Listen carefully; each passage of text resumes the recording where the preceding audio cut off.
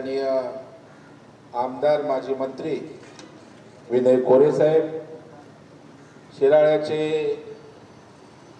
लोकप्रिय आमदार ज्या शिवाजीराव देशमुख साहेबांनी खऱ्या अर्थानं या ठिकाणी विकास करण्याचा प्रामाणिक प्रयत्न केला आणि एक सर्वसामान्यांचं नेतृत्व म्हणून आपण ज्यांना पाहिलं त्यांचे चिरवणूक जीव आणि या राज्याचे विधानसभेचे सदस्य माझे मित्र सत्यजित देशमुख, राज्यातील सर्वात मोठी आणि उत्तम पद्धतीनं जी पतसंस्था वाटचाल करते, जिचे उलाढाल 7,500 कोटीची अशा प्रकारचे आहे, त्या संस्थेचे सन्माननीय अध्यक्ष, मुंबई जिल्हा बँकेचे सन्माननीय संचालक सन्माननीय जिजाबा पवार, आदरणीय बाजीराव पाटील, दीपक पाटील, या नगरीच्या नगराध्यक्षा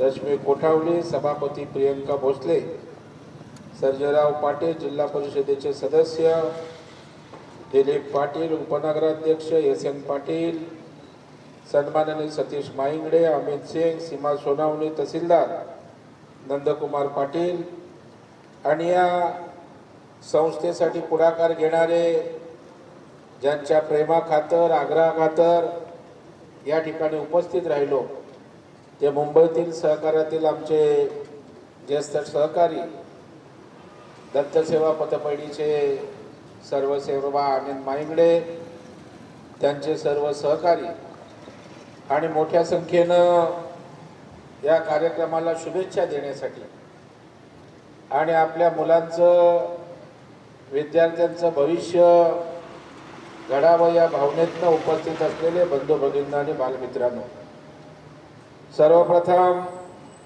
एम अकॅडमीचं उद्घाटन झालं असं आपल्या सगळ्यांच्या साक्षीनं या ठिकाणी मी जाहीर करतो आणि आनंदराव माईंगडे यांचं मनापासून या ठिकाणी अभिनंदन करतो.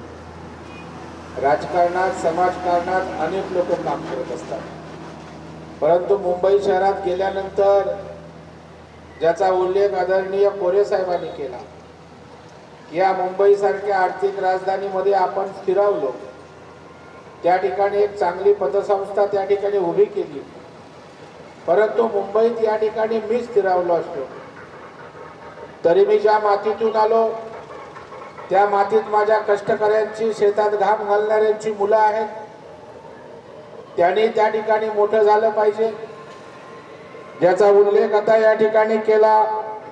आनंद पाटील असतील, विश्वासराव पाटील असतील, श्रीधर पाटील असतील, शिवाजी सुतार असतील, त्यांच्यासारखं आणखी मुलांनी घडलं पाहिजे. कारण बऱ्याचदा आपण त्या ठिकाणी पाहतो की IIT असेल, UPSC असेल, MPSC असेल, फार अपवादात्मक परिस्थितीमध्ये खेड्यातली, गावाकडची मुलं त्या ठिकाणी येत असतात.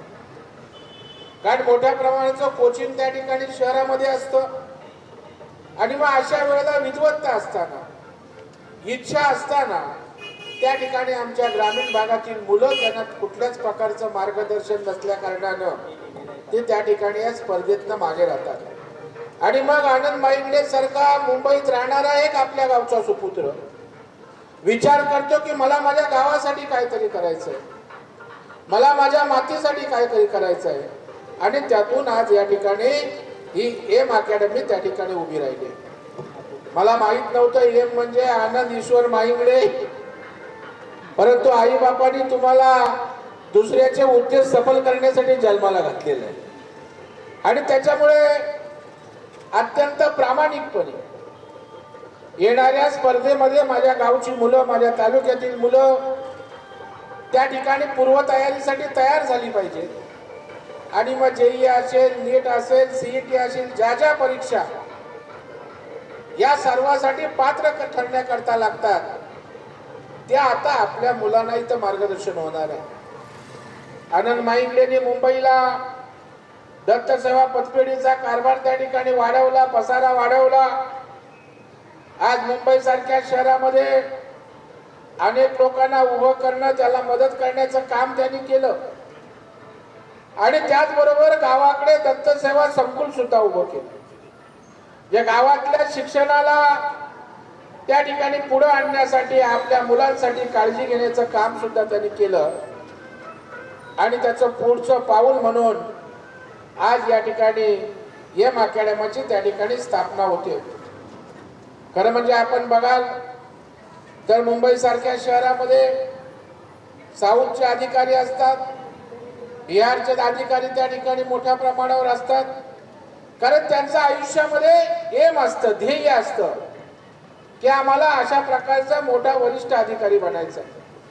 आणि तशा प्रकारची चळवळ आज या एमच्या माध्यमातून दादा आपण ग्रामीण भागात उभी केलेली आहे. माझं तर त्या ठिकाणी आव्हान असेल, मी स्वतः पुढाकार करेन. मुंबई असे अनेक आनंद माईंड आहेत. आमचे जिजाबा पवार आहेत, त्यांचंही वाईला ज्ञानदीप संकुल आहे. तिथे मुलांना शिक्षण देण्याचं, दर्जेदार शिक्षण देण्याचं काम करतात. या साताऱ्यातले आमचे भाई वांगरे आहेत, त्यांची शिवसह्याद्री पतपेढी आहे, सातारा बँक आहे, तेही या ठिकाणी मोठं शिक्षण त्यांचं संकुल आहे, विविध प्रकारचं शिक्षण देतात. म्हणजे ग्रामीण भागातला मुंबईत गेलेले आपले सुपुत्र आपल्या गावच्या मातीसाठी, गावच्या मुलांसाठी, गावच्या परिसराच्या विकासासाठी अत्यंत प्रामाणिकपणे त्या ठिकाणी प्रयत्न करताना त्या ठिकाणी दिसत आहेत. आणि मला वाटतं हे फार महत्वाचं आहे. कारण शेवटी अशा प्रकारच्या शहरातल्या कर्तृत्ववान लोकांनी जर विचार केला तर मला वाटतं माझ्या गावातले शेतकऱ्यांची मुलं मुली सुद्धा त्या ठिकाणी चांगल्या प्रकारच्या अधिकार पदाच्या हुद्द्यावर निश्चितपणे या ठिकाणी जातील. आज कोरे साहेबांचा सहकार क्षेत्रात फार मोठं काम आहे.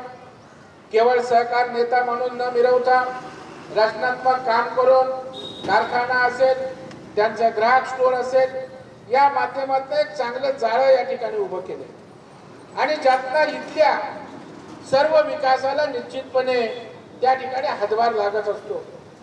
कोरे साहेब, माझी इच्छा आहे, मी शहरामध्ये त्या ठिकाणी राहतो आणि अत्यंत नाविन्यपूर्ण अशा प्रकारच्या गोष्टी करण्यात मला नेहमी त्या ठिकाणी रस राहिला. मुंबईच्या आपल्या लोकांना माहित आहे, मुंबईत येऊन बिल्डर येतो, बिल्डर पैसे लावतो, हाऊसिंग सोसायटी आमची असते, आम्ही त्याला डेव्हलप करायला देतो. डेव्हलप करायला दिल्यावर आम्हाला त्या ठिकाणी छोटंसं घर मिळतं, असेल तेवढं किंवा 5-10%, 5-25% जास्त, आणि तो त्या ठिकाणी वारेमाप नफा बिल्डर कमवतो. मग माझ्यासारख्या कार्यकर्त्यांनी विचार केला की या ठिकाणी जर बिल्डर पैसे लावत असेल, बिल्डर परवानगी आणत असेल, या दोन गोष्टींची सोडवणूक आपण हाऊसिंग सोसायट्यांची केली तर हाऊसिंग सोसायट्या स्वतःचा पुनर्विकास स्वतः करू शकतील का, आणि ती योजना मी कार्यान्वित केली. मुंबई जिल्हा बँकेनं त्या ठिकाणी आम्ही कर्ज धोरण आणलं. हाऊसिंग सोसायट्यांना आम्ही कर्ज देतो डेव्हलपमेंटसाठी. महाराष्ट्राचे लोकप्रिय मुख्यमंत्री ज्यांच्या आशीर्वादानं जी योजना कार्यान्वित त्या ठिकाणी मोठ्या गतीनं होते, त्यांनी वन विंडो खिडकी करून त्या ठिकाणी सर्व परवानगीची व्यवस्था केली. आणि आज आपण बघाल की पैसे मुंबई जिल्हा बँक देते, सरकार परवानग्या देते, आणि आज मुंबईमध्ये सेल्फ डेव्हलपमेंट मोठ्या प्रमाणावर होतंय. म्हणजे आपल्याला आश्चर्य वाटेल की आज 21 इमारती कोरे साहेब उभ्या राहिल्या, ज्याच्या चाव्या देऊन ती लोक घरात राहायला गेलेली आहेत. आज 1600 बिल्डिंगचे प्रस्ताव आले. 360 स्क्वेअर फीट मध्ये नंदादीप सारख्या सोसायटीमध्ये राहणारी लोक त्या ठिकाणी बिल्डरकडे गेली होती. कोरे साहेब 700 स्क्वेअर फीटाचं घर देणार होते. त्यांनी मला त्या ठिकाणी सांगितलं की आम्हाला स्वयं पुनर्विकासाला पैसे मिळतील का. त्यांना 60 कोटीचं आम्ही कर्ज दिलं. ज्या नंदादीप सोसायटीत पार्ल्यातली लोक 360 स्क्वेअर फीटातला 700 जाणार होते, ती 1400 स्क्वेअर फीटात राहायला गेले. आपली मराठी माणसं, आपल्या मातीतली माणसं. मग जर आपणच आपल्या सहकार्यातून आपल्यासाठी काही करणार असू तर ते कधी आपल्या फायद्याचं असतं.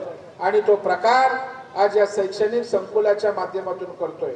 आपणच आपल्याला मोठं करायचं.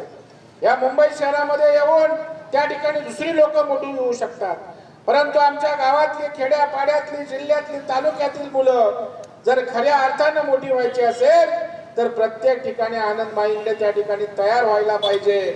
आणि ते काम आज आनंद करताय, आम्हाला मनापासून या ठिकाणी आपलं कौतुक आहे. आज अनेक गोष्टी आहेत, अनेक संकल्पना आहेत.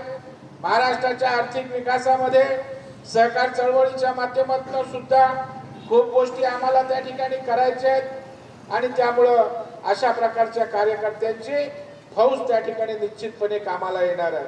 आज मुंबईमध्ये या ठिकाणी सहकारात काम करत असताना आनंद माईंगडे असतील, जिजाबा पवार असतील, आमचे अनेक लोक यांनी एक स्वतःचं वेगळं स्थान त्या ठिकाणी निर्माण केलंय आणि त्यातून आज हे सारी मंडळी आपल्या गावच्यासाठी सुद्धा काम करतायत. मला अपेक्षा आहे की या संस्थेच्या माध्यमातून आदर्श दादा उभा केला गेला पाहिजे. उद्या त्या ठिकाणी चांगल्या सक्सेस स्टोरी उभ्या राहिल्या पाहिजे. या गावातील 5-25 पोरं या ठिकाणी शिकलेत, उद्या चांगल्या परीक्षेच्या त्या स्पर्धा परीक्षांमध्ये मोठे झालेत. अशा प्रकारचे जेव्हा आदर्श पुढे येतील त्यावेळेला आणखी त्या ठिकाणची मुलं पुढे येतील आणि आपल्याला अभिमान वाटेल की आमच्या गावातली, आमच्या वस्तीतली मुलं सुद्धा आज कर्तृत्व गाजवू शकतात आणि ते प्लॅटफॉर्म आज दादा आपण या ठिकाणी निर्माण केलेत. आपलं मनापासून या ठिकाणी मी अभिनंदन करतो. मला या कार्यक्रमाला आपण या ठिकाणी बोलावलं, माझ्या हस्ते उद्घाटन करून मला सन्मान दिला, त्याही बद्दल आपलं मनापासून या ठिकाणी आभार व्यक्त करतो. आणि विद्यार्थी मोठ्या संख्येने उपस्थित आहेत. मी विद्यार्थ्यांनाही त्या ठिकाणी आवाहन करणार आहे की बाबांनो, आपल्या आई वडील काबाड कष्ट या ठिकाणी करतात, आपल्यासाठी त्या ठिकाणी माझ्या मुलांनी मोठं व्हावं असं त्यांना वाटतं. त्यासाठी आपणही या ठिकाणी मनापासून अभ्यास करा, त्या ठिकाणी आयुष्यामध्ये चांगल्या प्रकारचं ध्येय उराशी बाळगा. यश आपल्या पायाशी निश्चितपणे या ठिकाणी आल्याशिवाय राहणार नाही, हा विश्वास या निमित्तानं व्यक्त करतो. आणि माझ्या सहकार क्षेत्रातल्या सर्व नेत्यांना, सहकारी कार्यकर्त्यांना या ठिकाणी आवाहन करतो की अशा आनंददादांसारख्या अनेक संकल्पना घेऊन आपल्या तालुक्याच्या, आपल्या गावाच्या विकासामध्ये आपण सारे मिळून त्या ठिकाणी योगदान देऊया, अशा प्रकारची अपेक्षा व्यक्त करतो.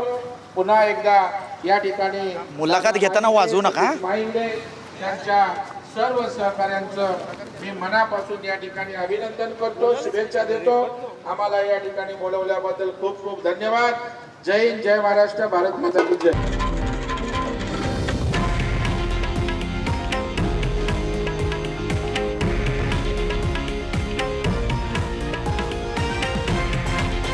हे आहे देशातील नंबर 1 न्यूज नेटवर्क आणि आपण पाहत आहात TV9 मराठी, एकमेव.